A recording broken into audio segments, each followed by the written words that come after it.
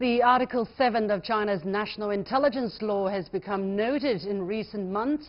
The last time it was quoted was in Germany over the weekend during the address of U.S. Vice President Mike Pence, when he echoed others in citing this article as the main evidence for the threat posed by Chinese telecoms giant Huawei. Pence claims that this article requires Chinese companies to coordinate with the Chinese government to steal secrets and provide Beijing with access to data that touches their network or equipment. China has repeatedly rejected such claims as wrong and biased, but the rejection seems to have fallen on deaf ears. So let's talk about it. What exactly was this article really about? How can we read it correctly? Are Chinese companies obliged to spy for the Chinese government? Joining me here in the studio are Edward Lehman, Managing Director of Lehman, Lee & Chu LLP, and Professor Liu Baocheng from the University of International Business and Economics. Gentlemen, welcome to the studio. And before we start the discussion, I just want to read out exactly what the Article 7 of China's national intelligence law really says. And here it goes. Any organization or individuals should lawfully support, assist and coordinate with the country's intelligence service, and keep secret what they know about the country's intelligence work. So I want to ask this question: does such an article support the claim that the law requires Chinese companies to coordinate with the government to steal secrets? Edward. Yeah, you know, it's interesting. I mean, having spent my career here, I mean, I have almost identical education to Mr. Mike Pence, to Vice President Pence. I have a lot of respect for him, same kind of background, come from the same part of the country. Completely misread this law, policy, and regulations. The only difference. What does it mean, this article? Well, I mean, it's no different than we would have in the United States. I mean, that the national security should be protected. And in a court proceeding, for example, would be something like this would be heard in camera. That would be kept private. If it was part of Congress, it would be national intelligence, and it wouldn't be made known to the general public. All this is saying is that, you know, China has national security, national public security issues that they need to deal with such a large country and dealing around the world.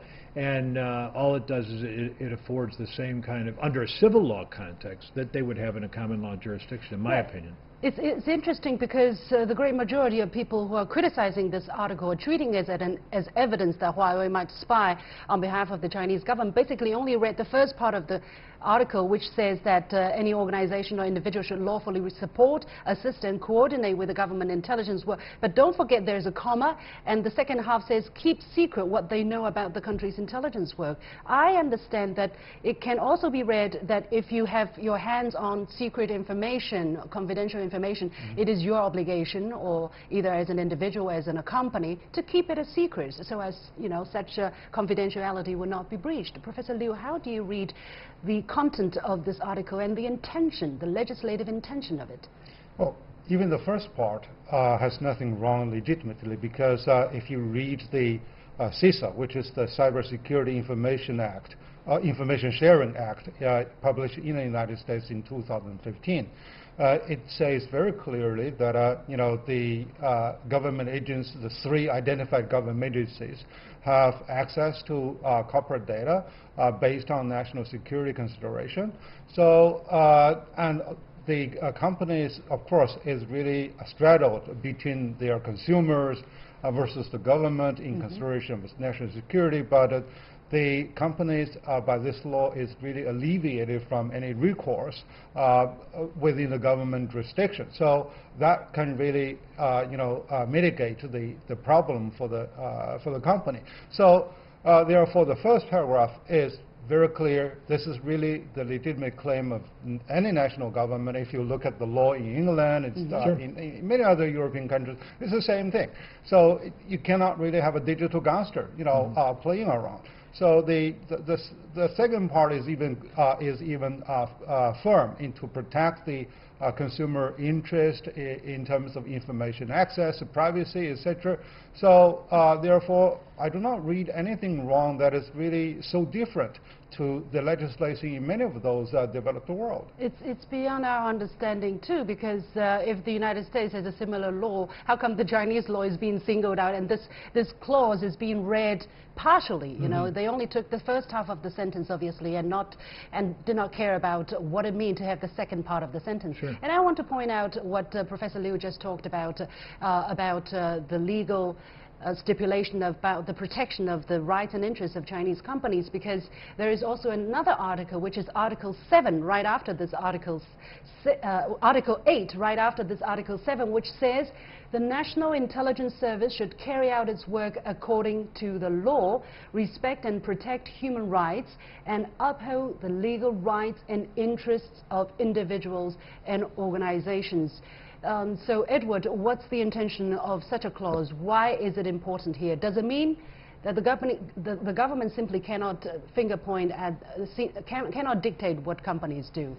Yeah, I mean, what it does is it outlays a framework of how how the companies and how the country is supposed to be able to work together as one in the cybersecurity space, which is new for everyone. Okay, it's different. We have a civil law jurisdiction in China and common law jurisdiction, so we're combining stare decisis, which is case law. We're also taking national security, which a lot of the stuff you can't see in the United States. I think China's on its back foot with this because they published these laws, policies, and regulations, which were open for comments even from foreigners like myself as to what we thought about it. And then they make the final decision. But this law is not unlike the United States law, and it's very hypocritical when you have somebody like Edward Snowden who has said this has been done by national security and that they've been keeping this information. It's hypocritical when you have hearings on Capitol Hill with Mark Zuckerberg that is saying that they're capturing data and they've sold data to other people. So, I mean, this occurs everywhere. China is just looking like a villain because that's the role that China has played over the years, in my opinion. Professor Liu, how do you look at this clause here? Well, I think it's, he needs a better translator, or, he needs a better interpreter in that way, because... you mean Vice President Pence? I mean, of course, because, number one, that, on one hand he says, well, China is not really following the rule of law, but why should China write in such a sort of law if China has a vicious intention in that? He is totally underestimating the Chinese wisdom in that regard. Right. So if, this is something to be arranged, below the table, it shouldn't be written on the, on the open and transparent clause. And companies, like Chinese or foreign, who operate in China would have already protested if such a clause would have been written there. Absolutely. Yeah. So it should be pursued on case-by-case basis. You can't just revoke, a law that has general, jurisdiction over corporate behavior, and also that's really a contract. It's not only imposing the obligation for this information disclosure to the government, but also that can also mean a buffer against the government, unfair interference into the corporate privacy and consumer privacy. Actually, the Ministry of Foreign Affairs just had a talk on this, and they pointed out that in China's law, both in the Constitution and in various specific laws, there are very numerous stipulations about protecting individuals or companies' secrets or personal privacy. For instance, in the law on the protection of minors, in the criminal law, or in the criminal procedure law, especially in the Chinese Constitution, Article 40 says that the freedom of privacy or correspondence of citizens of the People's Republic of China are protected by law. What does that say? If you look at the things in a global manner, of the intention and the determination of the Chinese government to do what it can to safeguard people's privacy and data security. I mean, you got to understand that when you're talking about 1.4 billion people, when you're talking about a legal system which has only really been in place for the last 30 years, I mean, and with these ambitions to try to implement this for 1.4 billion persons, which is, a huge majority of the world, this is no easy undertaking. And so what I think the narrative is wrong. I think that the narrative is that China's been caught on its back foot in saying that they're not implementing. When you look at the Constitution and the laws that you've just identified, it shows that is the same as anywhere else. As the professor was pointing out, let's take a look at cases, let's take a look at implementation. And that's not always so apparent in every other country in the world as well. This is all national security, therefore you cannot see it. It's in camera, it's behind closed doors, and we're not going to discuss these things. China is actually, like you said, if it was going to be so evil, it wouldn't be writing laws, policies, and regulations protecting people's privacies. And the other thing is that we have a lot of things in our Constitution, all men are created equal, and that there aren't always done as well. Well, some people might disagree that China is not evil. Right. I No, think no, no. that's exactly the problem, because they think that China is evil, therefore what China does is, you know...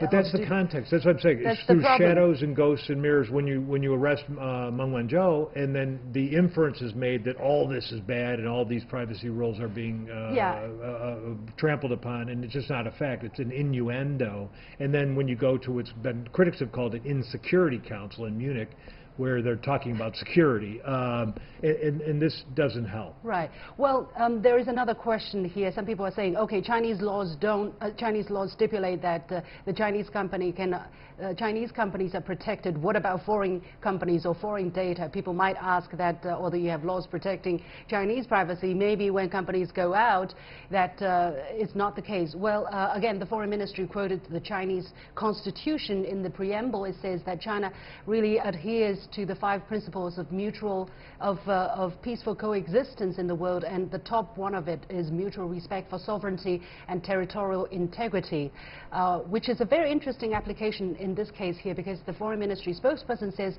China opposes other countries' attempt to steal secrets from China, and likewise China has not asked and will not ask companies and individuals to collect or provide data, information and intelligence stored within other countries' territories for the Chinese government by installing backdoors or by violating local doors.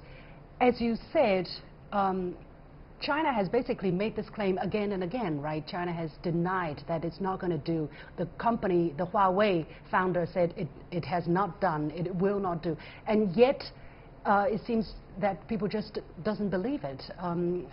For the Chinese people, for the Chinese culture, credibility is very, very important, Professor Liu. That's true. I think that's my area of research in ethics. You know, by virtue of ethics, simply if you paint the picture of a person wrong, whatever he does, whatever he says, is unbelievable. So I think that's really the intention of many of those hawkish people against China. And actually, that's really reflect a sense of fear. While a rising giant is there to block the road for global dominance, and that caused a quite level of discomfort among those people. So therefore, if you cannot really stop people from growing over their technology might and their economic might, what do? You paint the picture wrong, politically denounceable by the world community. But now it is a totally different world. So it's an information world. He's talking about information. It's being shared. Everyone is in the gospel. So, however you lecture to people, and people have their own eyes, have their own judgment over how China is doing now. Mm-hmm. And this is also really about money and about corporations. So, I mean, I think to a certain extent there's a certain... Cheese has been moved. Right, yeah, cheese has been moved. Okay. No, I mean, we have to leave it there. Yeah. Thank you so much. We're going to talk about this topic, I'm sure. Edward Lehman, Managing Director of Lehman, Lee and Xu, and Liu Baocheng, a professor at the University of International Business and Economics.